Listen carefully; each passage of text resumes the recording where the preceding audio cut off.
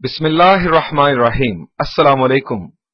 Let's start chapter 6, Sequences and Series.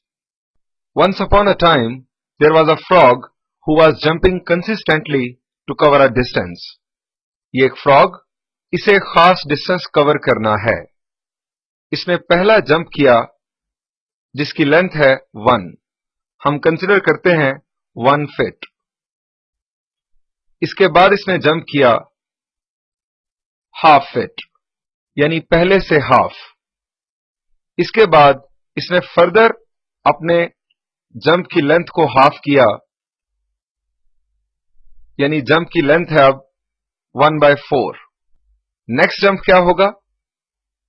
इसी pattern पर jump की लेंथ क्या होगी? जी, इट विल बी 1/8 यानी 1/4 का हाफ 1/8. अगर आपसे कहा जाए कि आप इसके जंप्स की लेंथ्स लिखें तो क्या लिखा जाएगा?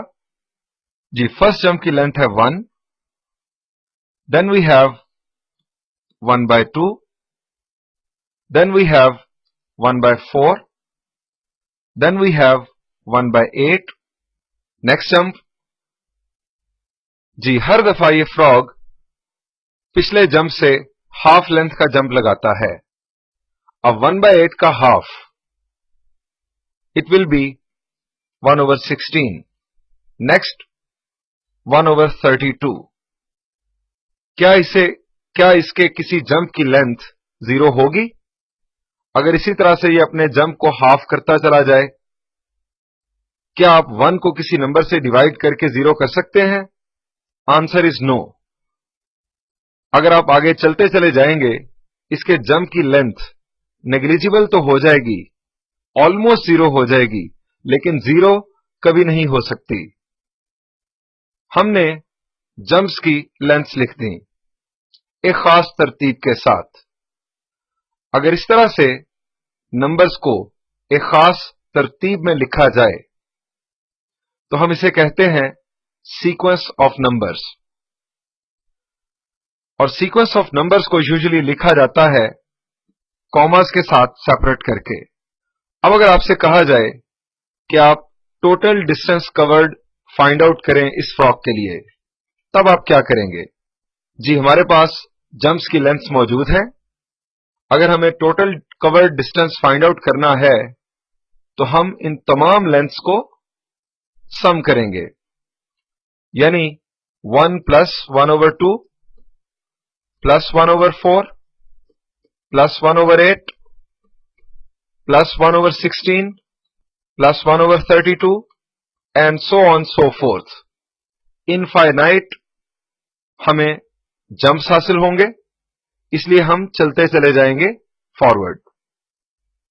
अब ये हमने उसी सीक्वेंस ऑफ नंबर्स को सम की फॉर्म में लिखा.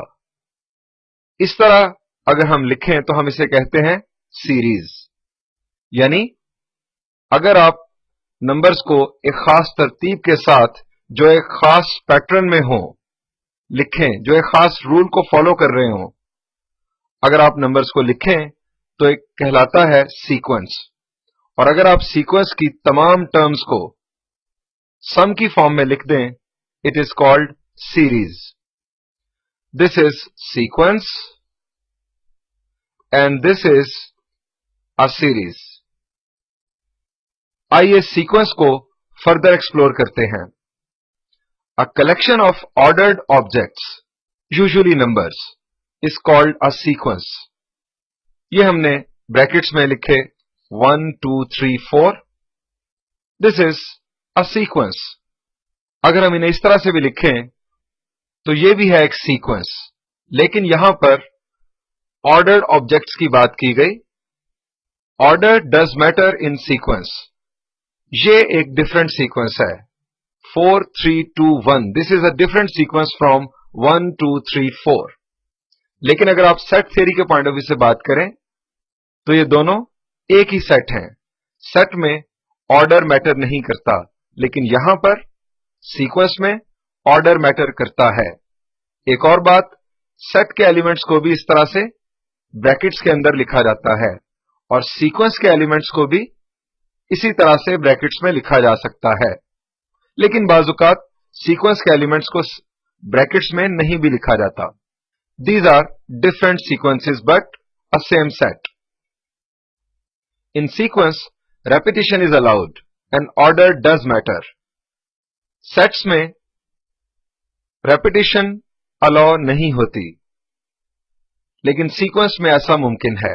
1 0 1 0 1 0 इस तरह से ये सेट नहीं है, लेकिन it is a sequence of 1 and 0. A sequence is usually written as like this. A के लिए एक सबस्क्रिप्ट लिखा गया n. n शो करता है पोजीशन ऑफ द टर्म को. फर्स्ट टर्म के लिए n की वैल्यू होगी 1, सेकंड टर्म के लिए n की वैल्यू होगी 2 and so on. an is called nth term of the sequence. Nth term of sequence represent a rule which can be used to find the terms of sequence. जो nth term है, अगर हमें मालूम हो किसी sequence के लिए, तो हम उसकी मदद से उस सीक्वेंस की टर्म्स को जनरेट कर सकते हैं. इसी वजह से nth term को जनरेटर ऑफ सीक्वेंस भी कहा जाता है. फॉर एग्जाम्पल, यह है किसी सीक्वेंस की nth term. अगर हमें उस सीक्वेंस की फर्स्ट टर्म चाहिए, तो हम n को रिप्लेस करेंगे 1 से. अगर आप n को रिप्लेस करेंगे 1 से, तो आपको फर्स्ट टर्म मिलेगी -1. अगर आप n को रिप्लेस करेंगे 2 से, तो आपको सेकंड टर्म मिलेगी, दैट विल बी 1. अगर आप n को रिप्लेस करेंगे 3 से, तो आपको थर्ड टर्म मिलेगी, दैट विल बी 3. और इसी तरह से आप टर्म्स फाइंड आउट करते चले जाएंगे. Sometimes we develop a sequence by a recursive formula that uses previous term to find next term. बाजुकात nth term की बजाय एक रिकर्सिव फार्मूला यूज किया जाता है किसी सीक्वेंस को प्रोड्यूस करने के लिए, जैसा कि ये. यहां पर अगर आपको सेकंड टर्म फाइंड आउट करना है, तो आप n को रिप्लेस करेंगे 2 से. जब आप यहां पर n को रिप्लेस करेंगे 2 से, तो हमें यहां पर मिलेगा a1. यानी सेकंड टर्म फाइंड आउट करने के लिए हमें जरूरत होगी फर्स्ट टर्म की, और फर्स्ट टर्म यहां पर बता दी गई है. हम अगर सेकंड टर्म कैलकुलेट करेंगे, it will be like this. a2 is equal to 2 + 1. n को रिप्लेस किया गया 2 से. यहां पर 2 - 1, इट विल बी a1. अब a1 की वैल्यू है 1. हम पुट करेंगे तो हमें सेकंड टर्म मिलेगी 3. 2 + 1 विल बी 3, और a1 की वैल्यू है 1, तो हमें सेकंड टर्म मिलेगी 3. थर्ड टर्म के लिए सेकंड टर्म यूज होगी, फोर्थ टर्म के लिए थर्ड टर्म यूज होगी. इस वजह से इसे कहा जाता है रिकर्सिव फार्मूला.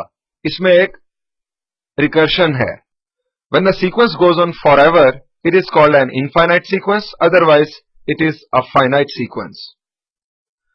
अगर आप सीक्वेंस को समझ गए हैं, तो सीरीज के लिए सिर्फ इतना काफी है फिलहाल कि अगर सीक्वेंस की टर्म्स में कॉमास को रिप्लेस कर दिया जाए साइन ऑफ प्लस के साथ, साइन ऑफ एडिशन के साथ, तो बन जाएगी एक सीरीज.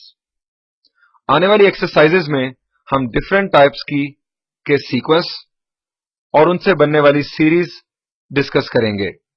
आइए एक्सरसाइज 6.1 स्टार्ट करते हैं.